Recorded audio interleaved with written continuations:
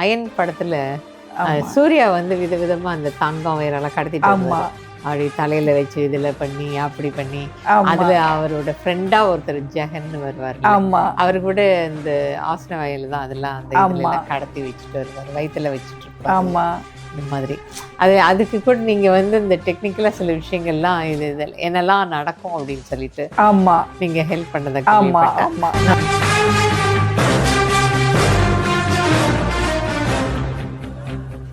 அதே மாதிரி சிங்கம் படத்துலையும் பார்த்தீங்கன்னா அது கஸ்டம்ஸும் போலீஸும் இருக்கிற மாதிரி கொண்டு வருவார். அதில் நாங்கள் 2 பேருமே செஞ்சது சில நிறையா விஷயங்கள் எல்லாம் அதில் வந்திருக்கு. எண்ணெயை வந்து அங்கே கொண்டு போய் பணி அமர்த்தினாங்க. அப்போ ரொம்ப சவாலாக இருந்தது. நிறைய குருவிகள் வந்து என்னோட ரூமுக்கே வந்துடுவாங்க. குருவிகள் வந்துட்டு உட்காந்துக்கிட்டு இந்த வாட்ச் வீடியோ ரெக்கார்டிங் உள்ள வாட்சை கட்டிட்டு வந்துட்டு நம்மள வீடியோ எடுப்பாங்க. அப்புறம் வெளியே வந்து 4-5 பேர் நிற்பாங்க.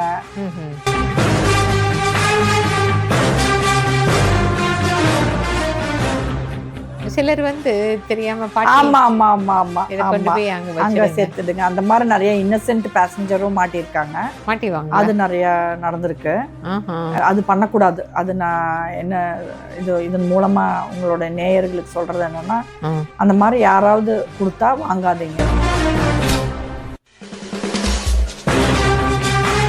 ஒரு முறை இப்படிதான் ஏர்போர்ட்ல என்னாச்சு, ட்ராலி சூட் கேஸ்ல அந்த ட்ராலியோட வீல வந்து கோல்ட வச்சு அதுல பிளாக் பெயிண்ட் அடிச்சு அந்த மாதிரி 10 சூட் கேஸ் 10 பேர் எடுத்துட்டு வந்தாங்க. ஒரு கட்டத்துல அவர் மயங்கி போறாரு. அப்புறம் உடனே நாங்க ஹாஸ்பிட்டலுக்கு கொண்டு போய் பாக்குறோம். ஸ்கேன் பண்ணி பார்த்தா அவரோட இன்டெஸ்டைன்ல 78 கேப்சூல் நார்கோட்டிக்ஸ் ட்ரக்ஸ் வச்சு கொண்டு வந்திருக்காரு.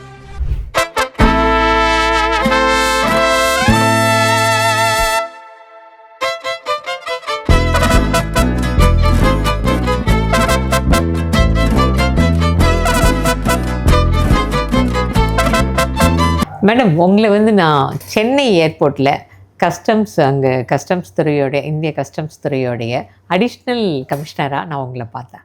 அப்போது நீங்கள் வந்து நிறைய கேசஸ் அந்த ஏர்போர்ட்டுடைய இதில் வந்து அதிகமாக கோல்டு வந்து அந்த கடத்தல் தங்கம் பிடிச்ச ஒரு பெண். நீங்கள் கிட்டத்தட்ட நான் பேசும்போது 580 கிலோவோ ஏதோ அது போல் ஒரு தங்கம் வந்து அந்த சமயத்தில் பிடிச்சிருந்தீங்க. பேப்பர்லாம் அடிக்கடி வந்துக்கிட்டே இருக்கும். ஸோ அந்த பீரியடை பற்றி கொஞ்சம் சொல்லுங்கள். ஓகே, நான் அடிஷ்னல் கமிஷனராக கூடுதல் ஆணையராக 2012 2016 வரைக்கும் சென்னை ஏர்போர்ட் மற்றும் ஏர் கார்கோ அங்கே வந்து கூடுதல் ஆணையராக இருந்தேன். அப்போ வந்து வெரி சேலஞ்சிங். ஏன்னா 8 பேர் பார்க்கக்கூடிய ஒரு போஸ்ட்டை வந்து நான் ஒரு சிங்கிள் ஒரு லேடியாக அந்த போஸ்ட்ல இருந்தேன். நான் ஒரு தனி பெண்ணா இருந்து அந்த நிர்வாகத்தை நடத்தினேன் நான். அப்ப நிறைய தங்கம் பிடிப்போம். அப்ப நீங்க சொல்ற மாதிரி கிலோ கணக்கான தங்கங்கள் வந்து நிறைய பிடிப்போம். வந்துட்டே இருந்தது. ஆமா, அது போக போதைப் பொருட்கள், அது கொஞ்சம் டஃப்பான பீரியட் தான்.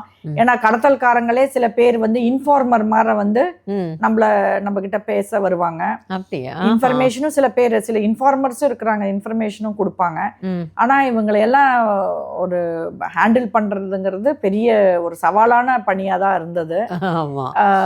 ஆனா அதுக்கு முன்னாடியே நான் வந்து அசிஸ்டன்ட் கமிஷனரா தூத்துக்குடியில 2002லயே நான் வந்து தூத்துக்குடிக்கு அசிஸ்டன்ட் கமிஷனரா முதல் பெண்மணி அந்த கஸ்டம்ஸ்ல தூத்துக்குடி கஸ்டம்ஸ் ஃபர்ஸ்ட் போஸ்ட். அதுதான் ஃபர்ஸ்ட் போஸ்டிங். இந்த ஃபர்ஸ்ட் போஸ்டிங்ல வந்து ஈஸ்ட் கோஸ்ட் ஆஃப் தமிழ்நாடு முழுக்க என்னுடைய கட்டுப்பாட்டில் இருந்தது. அப்ப ரோந்து பணிக்கு போவோம். சின்ன சின்ன படகுகள் எங்களுக்கு கொடுத்துருப்பாங்க. அதை எடுத்துட்டு நாங்கள் கடலுக்குள்ள ரோந்து பண்ணி போவோம். அதே மாதிரி ஷிப்லலாம் வந்து போய் இன்ஸ்பெக்ஷன் பண்ணுவோம். இரவு 6 மணி. அப்பெல்லாம் பயப்படவே மாட்டேன் நான். 6 மணிக்கு கூட நான் ஆ. துறைமுகத்துக்கு போய் கப்பல்ல போய் பார்த்துட்டு வருவேன் நான். அந்த இருட்டுற டைம்ல அந்த இருட்டுற டைம்ல கூட ஆ. அந்த தூத்துக்குடியில இருந்தது எனக்கு ஒரு நல்ல ஒரு சவாலான பணி. அது மிகவும் சவாலான பணி. தூத்துக்குடியில என்ன மேடம் அது இல்ல அங்க வந்து என்ன மாதிரி இதெல்லாம் அது வந்து பிடிபடும்? போர்ட், அது சி போர்ட்டும்பாங்க. ஆமா. அதாவது கஸ்டம்ஸ்ல வந்து சி போர்ட் இருக்கும், ஆ. ஏர் கார்கோ இருக்கும். ஏர் கார்கோங்கிறது விமானங்கள் வழியாக பொருட்களும் வரும், பொருட்கள். ஆ. அதுல கடத்துவாங்க. அதுல அதுதான் அதன் கடத்துவாங்க. மூலம் கடத்துறது. ஆ. ஏர்போர்ட்ல தான் உங்களுக்கு தெரியும், பேசஞ்சர்ஸ் வர்றது தான் ஏர்போர்ட். அது வழியாகவும் தங்கம், போதைப் பொருட்கள் எல்லாம் கடத்துவாங்க. ம். அது போக லேண்ட் கஸ்டம்ஸ் இருக்குது. Pakistan border, Bangladesh border, Nepal border, ம். அங்கெல்லாம் நிறைய லேண்ட் பார்டர் கஸ்டம்ஸ் இருக்கு, ஸ்டேஷன்ஸ் இருக்கு, நம்மளோட ஸ்டேஷன்ஸ். ஓகே. ஸோ அந்த மாதிரி இந்த பார்டர் வரக்கூடிய இடங்களில் எல்லாமே கடத்தலும் இருக்கும், கடத்தல். வர்த்தகமும் நடக்கும். ஆ. அது கூட சேர்ந்து பொருட்களை கடத்துவாங்க. ஓ, ஓகே. ஏன்னா அங்க விலை வந்து கம்மியா இருக்கும், ஆ. நம்ம நாட்டுல வரி விதிக்கிறதுனால இங்க விலை கூடும். ம். ஸோ அதை வந்து அதுல சம்பாதிக்கிறதுக்காக இந்த மாதிரி கடத்தல் எல்லாம் பண்ணுவாங்க.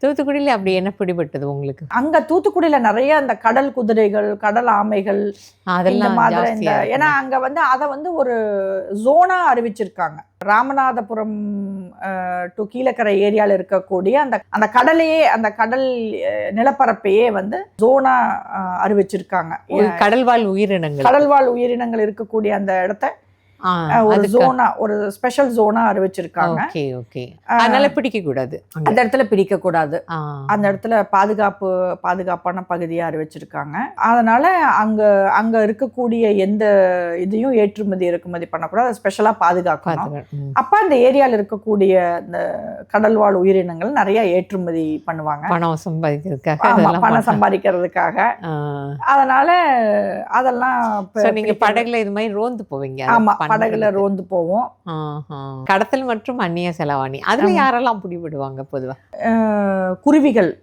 குருவிகள். குருவிகள் அப்படிம்பாங்க. அவங்க எல்லாமே வந்து தொழிலாவே பண்ணுவாங்க கடத்தல. ஆஹா. ஓ. வெளிநாடுகள்ல இருந்து ஒரு அவங்களுக்கு பெரிய ஆபரேட்டர் ஒருத்தர் இருப்பாங்க. ஆ. ஆனா அவர் என்ன பண்ணுவாருன்னா, சின்ன டெய்லி போயிட்டு வர மாதிரி குருவிகளை செட் பண்ணுவாங்க. இந்த குருவிகளுக்கு ஒரு 5000 ம். 10,000 ஃப்ளைட் டிக்கெட் போட்டு கொடுத்துடுவாங்க. ம். இவங்க போய் அங்கிருந்து தங்கம் மற்றும் ப்ராஹிபிட்டட் ஐட்டம்ஸ், ஆ, நீங்க சொன்ன மாதிரி. ரெஸ்ட்ரிக்டட் ஐட்டம்ஸ் எது கொண்டு வரக்கூடாதுன்னு பல சட்டங்கள் இதுல. அதை நான் கஸ்டம்ஸ்ல ரொம்ப நாள் பணியாற்றுனதுனால ஆ. அந்த கஸ்டம்ஸ் ஆக்டே வந்து பல ஆக்ட்ல வரக்கூடிய, ம். இப்ப ஆமைகள், அந்த கடல் குதிரைகள்னு எடுத்துட்டோம்னா ம். அது வந்து சைட்டஸ் கன்வென்ஷன். ஆஹா. அதுல வந்து சொல்லியிருக்காங்க, இந்த பொருட்களை வந்து இந்த நாடுகளுக்கு ஏற்றுமதி செய்யக்கூடாது, இறக்குமதி செய்யக்கூடாது ஆ. அப்படின்னு போட்டது. அதனால அந்த ஆக்ட், ஆ. அதே மாதிரி பல ஆக்ட், ஆ. கோல்டு ஆக்ட், அந்த மாதிரி Gold பல Act. ஆக்ட்ல இருக்கக்கூடிய பல ஆக்ட் நாங்க வந்து ஆ. நிர்வகிக்கணும். இந்த அந்த கடல் குதிரையெல்லாம் எதுக்கு மேடம் பண்ணுவாங்க? எதுக்கு இது வந்து மெடிசின் பர்பஸஸ்க்கும் எடுத்துப்பாங்க. ஆமைகள் எல்லாம் சாப்பிட்றதுக்கு, மெடிசின் பர்பஸஸ்க்கு, பல வகைக்கு யூஸ் ஆகும். ஒவ்வொரு காரணத்தினால ஒவ்வொன்னு தடை பண்ணிருக்காங்க. ஆமா, ஒவ்வொரு அரசு. அது எக்ஸ்டிங்ஷன் ஸ்பீசிஸ் அப்படிங்கிறதுனால அரசு வந்து இதை தடை பண்ணியிருக்கிறாங்க. ரொம்ப ரேர். ஆமா, இதெல்லாம் ரேர் ஸ்பீஷீஸ். ஓ. ரேர் ஸ்பீஷீஸ் அழிஞ்சிட்டே வர்றதுனால இதனுடைய ஏற்றுமதி இறக்குமதி தடை பண்ணியிருக்காங்க. Okay, okay. அது மட்டும் இல்லை, இந்த சிலைகள், ம், ம். கோயில்ல உள்ள சிலைகள், ம், இது எல்லாமே ஆன்டிக் ஐட்டம்ட்டு இறக்குமதி ஏற்றுமதி தடை பண்ணியிருக்காங்க. Okay, okay. இது எல்லாமே கப்பல்லா இருக்கலாம், ஆமா, வெவ்வேறு இதுல இருக்கான். வெவ்வேறு பொருட்கள், எந்தெந்த பல ஆக்ட் இருக்கு. ஆ. இந்தியாவில் இருக்கக்கூடிய பல ஆக்ட்ல ஆ. வரக்கூடிய இந்த ஆக்ட்ல இதை ஏற்றுமதி செய்யக்கூடாது, இறக்குமதி செய்யக்கூடாதுன்னு இருந்தா, ஆ. அதே மாதிரி ஃபாரஸ்ட் ஆக்ட் பாத்தீங்கன்னா ரெட் சாண்டர்ஸ், செம்மரம், ஆமா. அதை வந்து ஏற்றுமதியோ இறக்குமதியோ பண்ணக்கூடாது. ஆ. அப்ப அதை வந்து சில பேர் கடத்துவாங்க. அதுதான் பெரிய கடத்தல். ஓ. செம்மரம் இப்ப கூட நிறைய, அதுல 20 பேர்த்த கூட சுட்டு கொண்டுட்டாங்க. ஆ. தெலுங்கானா, ஆந்திர பிரதேசத்துல. அந்த மாதிரி அந்த செம்மரம்ங்கிறது ஒரு பெரிய விளைபொருளா இருக்கு பல நாட்டுல, நல்ல விலைக்கு எடுத்துக்கிறாங்க. அதனால செம்மரம் கடத்தல் வந்து ஒரு பெரிய பிசினஸா நிறைய பேர் பண்றாங்க. சந்தனம் கூட, சந்தன மரங்கள், சந்தன மரம் ஏற்றுமதி அது பர்மிஷன் வாங்கிட்டு பண்ணலாம்.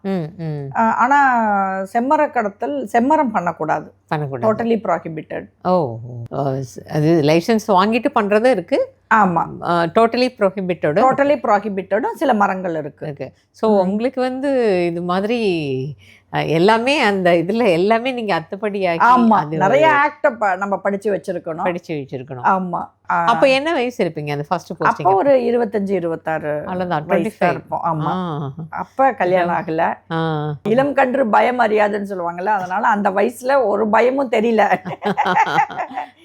அதனால அதனுடைய தொடர்ச்சியாக தான் நான் அதுக்கப்புறம் நான் சென்ட்ரல் எக்ஸைஸ், இப்போ சொல்றது ஜிஎஸ்டின்னு சொல்றாங்க. அந்த காலத்துல அதை வந்து சென்ட்ரல் எக்ஸைஸ் அப்படிம்பாங்க, சர்வீஸ் டாக்ஸ், அதுலலாம் வேலை செஞ்சேன். அதுக்கப்புறம் 2012 என்னை வந்து 8 பேர் வேலை செஞ்ச இடத்துல ஒரு சிங்கிள் பெண்ணா என்னைய வந்து நியமிச்சாங்க. சென்னை ஏர்போர்ட் மற்றும் ஏர் கார்கோ. அது ரெண்டும் ஒன்று தான், ஏர்போர்ட் மற்றும் ஏர் கார்கோ. நீங்கள் பயணிகளும் கவனிக்கணும், ஏர் கார்கோவையும் கவனிக்கணும். இதில் ஒரு கேள்வி என்னென்னா, இப்போ நார்மலாக இப்போது கஸ்டம்ஸ் அதிகாரி அப்படின்னு சொல்லிட்டு பப்ளிக்கு என்ன தெரியும் அப்படின்னு சொன்னால், அவங்களாம் வருவாங்க, அந்த அங்கே ஏதாவது நம்ம சூட்கேஸ் எடுத்துகிட்டு வந்தால் அதை வந்து செக் பண்ணுங்கள் அப்படின்னு திறங்கம்பாங்க, இதெல்லாம் செக் பண்ணுவாங்க. அவங்கள ஏதாவது இது இருந்தால் இப்படி பிடிப்பாங்க. இப்படி தான் அந்த கஸ்டம்ஸுடைய வேலைன்னு சொல்லிட்டு அவ்வளோதான் தெரியும் பொதுவான பப்ளிக்கு. என்ன மாதிரியெல்லாம் வேலைகள் அங்கே இருந்தது, இல்லை என்னெல்லாம் நீங்கள் அங்கே பண்ணியிருக்கீங்க, அது கொஞ்சம் விளக்கமா? ஓகே, இது வந்து நிறைய கடத்தல், விதவிதமாக கடத்தல் கொண்டு வருவாங்க. இதில் த்ரெட்டும் வரும். சில பேர் மறைமுகமாக நம்ம பிடிச்சோம்னா நம்மளை வந்து மிரட்டுவாங்க. அம்மா, இது பயங்கர ரிஸ்கி. ஆமாம், இது ரொம்ப ரிஸ்கான ஜாப்பு தான். அது பெண்களுக்கு அப்படிங்கிறப்போ ஒரு ரிஸ்கான ஜாப்பு தான். இதில் வந்து விதவிதமாக கடத்துவாங்க. பார்த்தீங்கன்னா, சூட்கேஸில் இருக்கக்கூடிய அந்த உள்ளே இருக்கக்கூடிய அந்த பேனல் மாதிரி தங்கத்தை அப்படியே கருப்பு கலர் பெயிண்ட் அடித்து அதில் வச்சு கொண்டு வருவாங்க. சூட்கேஸுக்குள்ள அந்த இரும்பு கம்பி அதை மாதிரி வச்சு கொண்டு வருவாங்க. அப்புறம் வந்து இது மெட்டல் டிடெக்டர் வைக்கும்போது அது வெறும் மெட்டல்ங்கிற அது எங்களுக்கு இது ஸ்கேன்லேயே தெரிஞ்சிடும். ஸ்கேன்ல அந்த சூட்கேஸ் ஸ்கேன் வழியாக தான் எல்லாருடைய சூட்கேஸும் அந்த மற்றும் பேக் எல்லாத்தையுமே நாங்கள் வந்து உள்ள வர்றப்போ பார்த்துட்டே இருப்போம். உள்ள அந்த இது வழியாக தான், அந்த மெஷின் வழியாக தான் வரும், அந்த ஸ்கேனிங் மெஷின் வழியாக தான். அப்போ கண்டுபிடிச்சிடுவாங்க.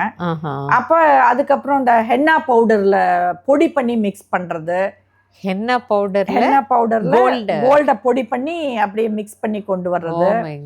அப்புறம் வந்து ஆசன வாயில வச்சு கொண்டு வர்றது. அது நிறைய படத்துல கூட அது ரொம்ப ரிஸ்க். அது வந்து அவங்கள டக்குன்னு நம்ம கொண்டு போய் ஹாஸ்பிட்டல் அட்மிட் பண்ணி அதை வந்து சர்ஜரி ஒரு இதுக்கு பண்ணி எடுக்கணும், அது ஒரு ப்ரொசீஜர் பண்ணி எடுக்கணும். சோ அது அவங்க இறந்துடுவாங்க. ஆமா, உயிருக்கு ஆபத்து. அதனால அந்த மாதிரி சவால்களும் நிறைந்திருந்தது. அது போக இது கொக்கைன், ஹெராயின் எல்லாம் வந்து விஸ்கியில கலந்து, விஸ்கி பாட்டில் ஆக்சுவலாக ஒரு ஆளுக்கு 2 விஸ்கி பாட்டில் அலவுடு. ஸோ அவங்க அதை எடுத்துட்டு வர்ற மாதிரி அதுல அந்த கொக்கைன், ஹெராயின் போன்ற போதைப் பொருட்களையும் போட்டு எடுத்துட்டு வருவாங்க. போதைப் பொருள் கடத்தலும் நிறைய இருக்கும். அதெல்லாம் பார்த்து தான் கண்காணிச்சு தான். ஆமா, கண்காணிக்கணும். அதுக்கெல்லாமே சூப்பர்டென்ட்ஸ், இன்ஸ்பெக்டர்ஸ் லெவல்ல நல்லா ட்ரைனிங் கொடுத்துருக்கோம். அவங்க வந்து அதையெல்லாம் கண்டுபிடிச்சிடுவாங்க. தங்கத்தை லிக்விட் ஃபார்ம்ல ஒரு திரவம் இருக்கு, அதுல மிக்ஸ் பண்ணி எடுத்துட்டு வருவாங்க. அதுல கரைச்சி எடுத்துட்டு வருவாங்க. அப்படி தங்கத்தை வந்து லிக்விடா கூட கொண்டு வருவாங்க. ஆமா, வைரம் இதெல்லாம் கூட, வைரம், ஜெம்ஸ் இதெல்லாம் கூட. ஆனா அதிகமா கடத்துறது தங்கம். ஏன்னா தங்கத்துக்கு தான் விலை வந்து ரொம்ப டிஃப்ரென்ஸ் அங்கேயும் இங்கேயும். நான் பணிபுரிந்த காலத்துல 6 லட்ச ரூபா வரைக்கும் வித்தியாசம் வரும் ஒரு கிலோவுக்கு. ஒரு கிலோவுக்கு 6 லட்சம். ஒரு கிலோ அப்படிங்கிறது சின்ன ஒரு மொபைல் ஃபோன் அளவு உள்ள சைஸில் தான் இருக்கும். இவ்வளோதான் இருக்கும். ஒரு மொபைலோடைய சைஸில் தான் 1 கிலோ தங்கம் இருக்கும். அப்போ நீங்கள் அழகா ஒரு 10 கிலோவை வந்து ஹேண்ட்பேக்கில் போட்டு எப்படியாவது ஏமாற்றி ஏதாவது ஒரு வகையில் கொண்டு வந்தீங்கன்னா உங்களுக்கு 60 லட்ச ரூபா லாபம் ஒரே ட்ரிப்ல. அதனால அவங்க தான் குருவிகள்னு சொல்றாங்க. ஆமா, அவங்க தான் குருவிகள். அது தனியா அது ஒரு ஜாப் மாதிரி. ஆமா, அவங்க அதை ரெகுலரா அங்க போயிட்டு அது நாங்க கண்டுபிடிக்கிறதுக்கும் நாங்க வந்து பாஸ்போர்ட்டை செக் பண்ணுவோம். அது அடிக்கடி அவங்க இப்ப துபாய் எல்லா நாட்டுல இருந்தும் அதிகமா கடத்த மாட்டாங்க. இப்ப அமெரிக்கா, ஜப்பான், ஐரோப்பா நாடுகள்ல இருந்து கொண்டு வர மாட்டாங்க. பாத்தீங்கன்னா மெயினா இந்த ஜெட்டா, தோஹா, துபாய், இந்த மாதிரி மலேசியா, இந்த மாதிரி நாடுகள் இருந்து தான் சிங்கப்பூர் அதிகம் கடத்தல் வர்றதில்ல. இந்த மாதிரி அரபு நாடுகள் இருந்து தான் நிறைய தங்கம் கடத்தப்படுது. அதனால நாங்க அது ஒரு இதா பார்ப்போம்.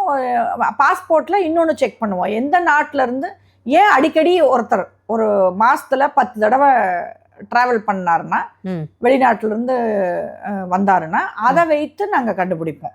ஏன் நீங்க அடிக்கடி ஒரு 10 தடவை ஒரு 15 தடவை நீங்க ஒரே மாசத்துல பயணிச்சிருக்கீங்க அப்படின்னு சொல்லி அதை விசாரிக்கிறப்ப சில சமயம் மாட்டுவாங்க. அந்த மாதிரி நாங்க அதெல்லாம் ஒரு கிரைட்டீரியாவா வச்சு நாங்க செக் பண்ணுவோம். நிறைய இப்போ அதுல இன்னும் கூட மெத்தட்ஸ் பண்ணிட்டு தான் இருக்காங்க.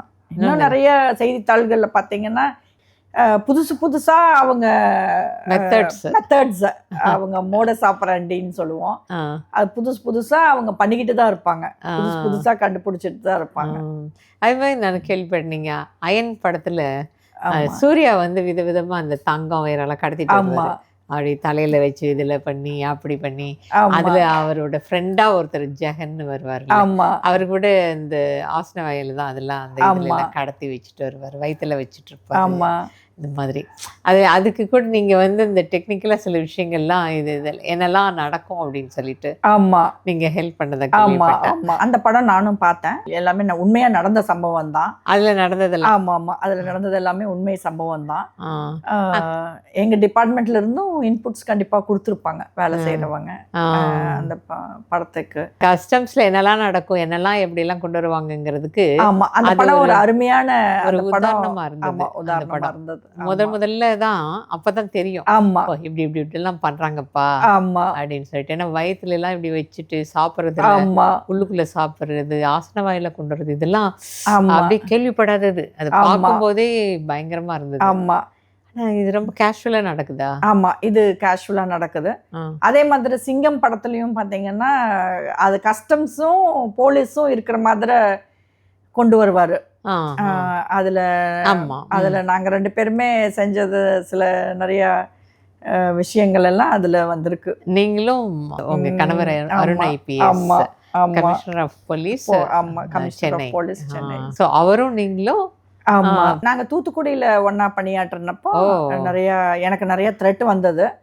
ஸோ அது அவரு சிலதுல எல்லாம் உதவி பண்ணினாரு. 2012 என்னைய வந்து அப்ப குருவிகளுடைய அட்டகாசம் ரொம்ப ஜாஸ்தி ஆயிடுச்சு சென்னை ஏர்போர்ட்ல. அப்ப என்னைய வந்து அங்க கொண்டு போய் பணி அமர்த்தினாங்க. அப்ப ரொம்ப சவாலா இருந்தது. நிறைய குருவிகள் வந்து என்னோட ரூமுக்கே வந்துடுவாங்க. குருவிகள் வந்துட்டு உட்காந்துக்கிட்டு இந்த வாட்ச் வீடியோ ரெக்கார்டிங் உள்ள வாட்சை கட்டிட்டு வந்துட்டு நம்மள வீடியோ எடுப்பாங்க. அப்புறம் வெளியே வந்து 4-5 பேர் நிப்பாங்க.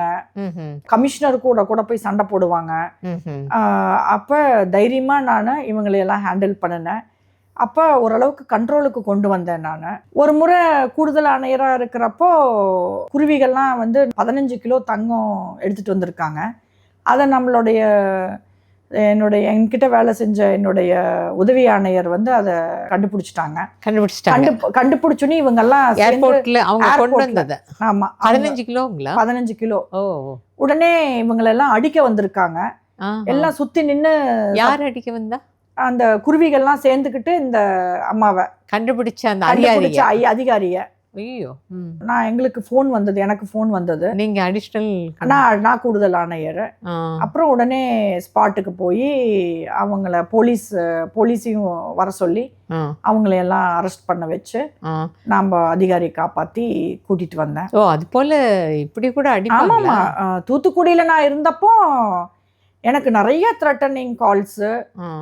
நான் உதவி ஆணையர் ஸ்டேஜில் தான் நம்ம நேரடியாக வந்து குருவிகளோட இருப்போம். உதவி ஆணையர், துணை ஆணையர், அதுக்கப்புறம் ஜேசி அடிஷ்னல் எல்லாம் வந்து நம்ம ஆஃபீஸில் நம்ம கண்ட்ரோல் சூப்பர்வைசரி அத்தாரிட்டியாக தான் இருப்போம். ஸோ நான் உதவி ஆணையராக இருந்தப்போ எனக்கு நிறைய தூத்துக்குடியில் எனக்கு நிறைய த்ரெட்டனிங் கால்ஸு, எனக்கு நிறைய இதெல்லாம் வந்தது. முகத்துக்கு நேராகவே த்ரெட்டன் பண்ணுறது. ஆமாம், முகத்துக்கு நேராகவே த்ரெட்டன் பண்ணுறது, அந்த மாதிரி நிறைய கடத்தல் பண்ணுறது, நிறைய வேலைகள் செஞ்சாங்க. உருட்டல் மிரட்டல் எல்லாம் நிறைய இருந்தது. அவங்களுக்கு பேக்ரவுண்டு நிறைய இருக்கும் பெருசாக. ஆமாம், பெரிய பெரிய பேக்ரவுண்டு இருக்கும். ஆனால் அதையெல்லாம் ஓவர் கம் பண்ணி. உங்களுக்கு எப்படி தெரிய வரும் மேடம் இப்போ ஒரு விஷயம்னா இன்ஃபார்மர்ஸ் இருப்பாங்களா? ஆமாம், இன்ஃபார்மர்ஸ் இருப்பாங்க.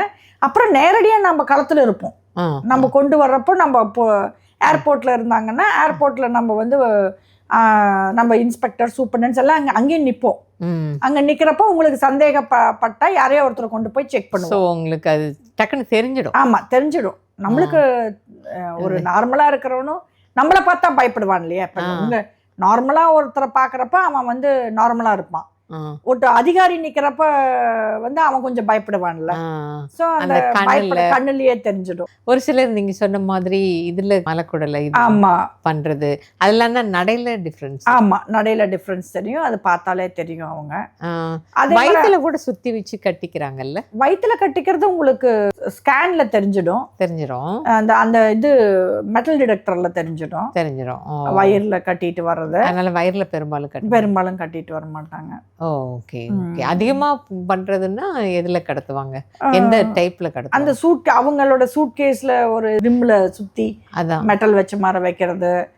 அப்புறம் குக்கருடைய இதுல வைக்கிறது. அந்த மாதிரி ஏதோ ஒரு பொருள்ல குக்கருடைய கைப்பிடியா? ஆமா, அந்த மாதிரி நிறைய ஏதோ ஒன்று புதுசா அவங்களும் கண்டுபிடிச்சிட்டே இருப்பாங்க. நாமளும் அவங்கள பிடிச்சிட்டே இருப்போம். இது ஒரு டாம் அண்ட் ஜெர்ரி விளையாட்டு மாதிரி தான்.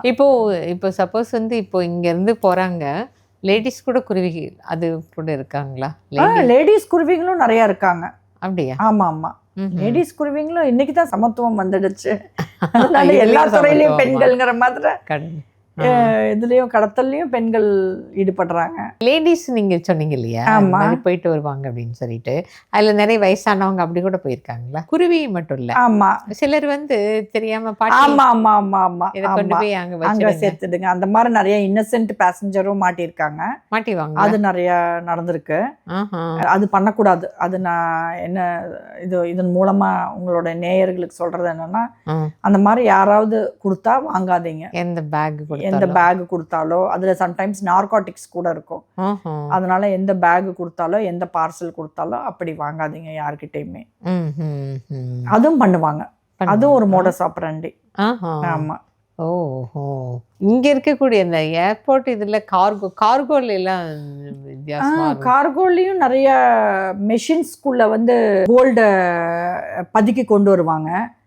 மெஷின்ஸ்குள்ள நிறைய மெஷின்ஸ், விதவிதமான மெஷின்ஸ் இருக்கு இல்லையா, அதுக்குள்ள பிரிண்டிங் மெஷின் இருக்கு. ஆமாமா, நிறைய மெஷின்ஸ் வரும். நிறைய டெக்ஸ்டைல் மிஷினரிஸ் வரும். இந்த மாதிரி நிறைய சின்ன சின்ன பிரிண்டிங் இண்டஸ்ட்ரிக்கெல்லாம் மெஷின்ஸ் வரும். நிறைய விதமான இண்டஸ்ட்ரீஸ் இருக்கு. அதுலலாம் வர்றப்ப அந்த மெஷின்குள்ள வந்து ஒரு பார்ட்டை வந்து கோல்டுல பண்ணி 15 மெஷின்ஸ் 20 மெஷின்ஸ் அந்த மாதிரி வரும். ஸோ அதையும் நாங்க பிடிப்போம். அதே மாதிரி குறியர் அதுக்கெல்லாம் நீங்க பிடிக்கிறதுக்கு என்ன, அதெல்லாம் ரொம்ப ஒரு பெக்யூலியர் இது இல்லை? ஆமா ஆமா ஆமா. எப்படி இன்ஃபார்ம் பண்ணாம நீங்க உங்களுக்கு பிடிக்க முடியுமா? ஆமா ஆமா, அது இன்ஃபர்மேஷன் வரும். அது டிஆர்ஐன்னு சொல்லிட்டு எங்களுடைய ஏஜென்சி வந்து ஆல் ஓவர் த வேர்ல்டு இருக்காங்க. ஸோ அவங்க வந்து நிறைய இன்ஃபர்மேஷன் கலெக்ட் பண்ணி பாஸ் ஆன் பண்ணுவாங்க. ஏன்னா அந்த கண்ட்ரிலேயே அதே மாதிரி தொழில்முறை போட்டியில கூட அவங்க எங்களுக்கு இன்ஃபார்மரா மாறுவாங்க. ஏன்னா இவன் ரெகுலரா கடத்துறவனுக்கு ஒரு ஆப்போசிட் கேங் ஒருத்தனை பார்த்து ஒருத்தனை செய்யலான்னு பார்ப்பான் இல்லையா. ஸோ அதை இவங்க அந்த மெஷின்ஸ் எடுக்கிறப்ப அதுல ஒர்க் பண்ற யாராவது லேபர் ஏதாவது ஒரு பிரச்சனை இல்லை, மனசு கேட்காமையோ இல்லை ஏதாவது இவங்களுக்கு ஒழுங்கா கூலி கொடுக்காமையோ இல்லை இவங்க ஏதாவது டிமாண்ட் பண்ணுவாங்க அப்ப சரியா கொடுக்காமையோ நிறைய இன்ஃபார்மர்ஸ் உருவாவாங்க. அந்த மாதிரி இன்ஃபர்மேஷன் வரும். அதை பேஸ் பண்ணி அதே மாதிரி குரியர்ல நிறைய கடத்துவாங்க. குரியர்ல நிறைய வரும். குரியர் பார்சல் உங்களுக்கு கார்கோல நிறைய இருக்கும். ஆமா, நிறைய வரும் கார்கோல. அப்ப அதுவும் அதுவும் இன்ஃபார்மர் பேஸ்டு இது கிடைக்கும். சில பார்சல் வந்து அன்அட்டெண்டடா கிடக்கும். ஸோ அதை பிரிச்சு பார்த்தோம்னா அதுல சில சமயம் தங்க மாட்டோம். அது ஏதாவது ஒரு பயத்துல இங்க வந்து ரிசீவ் பண்றவங்க ஏதாவது ஒரு பயத்துலயோ இல்ல ஒரு தேடுறாங்கன்னு ஒரு இன்ஃபர்மேஷன் அவங்களுக்கு போயோ வராம நினைப்பாங்க. ஸோ அதுல நம்மளுக்கு சில சமயம் அப்படி கூட கோல்டு கிடைக்கும். இந்த மாதிரி பல வகையிலையும் நம்ம பிடிப்போம். நம்ம ஒரு தடவை என்ன பண்ணினாங்க, தங்கத்தை கொண்டு வந்து கடத்தல்காரங்க பாத்ரூம்ல வச்சுட்டு அப்படியே வெளியே போயிட்டாங்க. எவ்வளோ தங்கம் மேடம்? அது ஒரு 10 கிலோ இருக்கும். அப்புறம் அதை அது எதுல சூட்கேஸ்லையா? இல்லை இந்த பாக்கெட்டில் போட்டு வந்து அது வரைக்கும் செக்கிங் இருக்காது. கஸ்டம்ஸ்க்கு முன்னாடி இருக்கிற பாத்ரூமில் உள்ளே வச்சுட்டு போயிடுவாங்க. ஓ, இந்த ஏர்போர்ட் ஒர்க்கர்ஸ், இந்த கிளீனர்ஸ் வராங்கல்ல, ஆமாம், அவங்க வந்து அதை எடுத்துட்டு அவங்களுக்கு செக்கிங் இல்லை, அவங்க அப்படியே வெளியே கொண்டு போய் கொடுத்துடுவாங்க. ஓ, ஸோ இது ஒரு மோடஸ் ஆப்ராண்டி. அப்புறம் சம்டைம்ஸ் ஃப்ளைட்டில் வந்து நான் இருக்கிறப்போ ஃப்ளைட்டில் அந்த டாய்லெட் சீட்டில் வச்சுட்டு வந்துடுவாங்க. அப்போ வந்து அந்த க்ரூ மெம்பர்ஸ் வர்றப்போ அவங்களுக்கு செக்கிங் இருக்காது. ஸோ அவங்க அப்படியே வெளியே எடுத்துட்டு வந்துடுவாங்க. ஸோ இந்த மாதிரி நிறைய நடந்தது. நிறைய பிடிச்சோம், நாங்கள் நிறைய தங்கம் பிடிச்சோம். விதவிதமா இருக்கு, வித்தியாசமா இருக்கு. ஆமா, சுவாரஸ்யமான நிகழ்வு. நான் இருந்தப்போ அங்க ஒரு பேசஞ்சரு டியூபா பேக்ல வச்சு கொண்டு வந்தாரு, டியூப்ஸ். அதை எடுத்து பாக்குறப்போ உள்ள பார்த்தா பாம்புகள், கலர் கலரா பாம்புகள், தாய்லாந்துல இருந்து.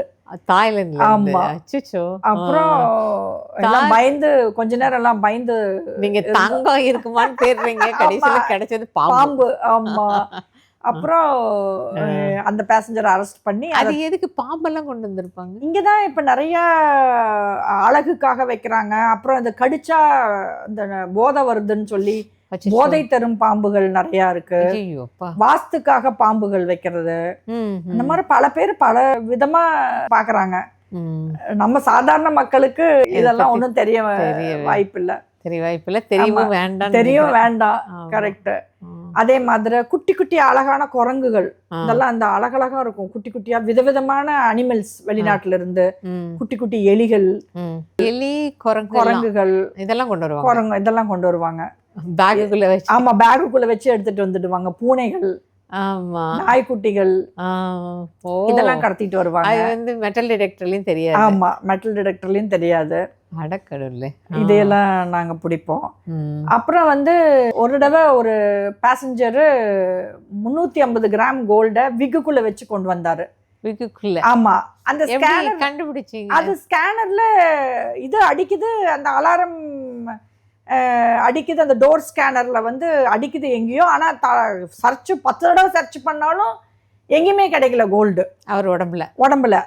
அப்புறம் வித்தியாசமா யோசிச்சு என்னவா இருக்குன்னு அப்புறம் தலைய இழுத்து பார்த்தா அந்த விக்குக்குள்ள இருந்திருக்கு 350 கிராம். நேச்சுரலா தலை விக் பண்ணி அது ரொம்ப நேரம் ஆச்சு அதை கண்டுபிடிக்கிறதுக்கு. ஒரு முறை விக்கு சொன்ன உடனே எனக்கு ஞாபகம் வருது. ஓகே, அந்த சூர்யா படத்துல, அயன் படத்துல அவர் தலைக்குள்ளதான் ஒரு அந்த இதெல்லாம் வச்சு கொண்டு வருவார். ஆமா, அந்த மொத்த வைரங்களும். அதான் சொன்னேன், எங்களுடைய உண்மை கதையை வச்சுதான் அவங்க இந்த படங்கள் எடுக்கிறாங்க. அப்புறம் ஒரு லேடி பேசஞ்சர் ஒரு முறை இதே மாதிரி அந்த டோர் ஸ்கேனர் அடிக்குது, அலாரம் கொடுக்குது, எங்களால கண்டே பிடிக்க முடியல என்னன்ட்டு.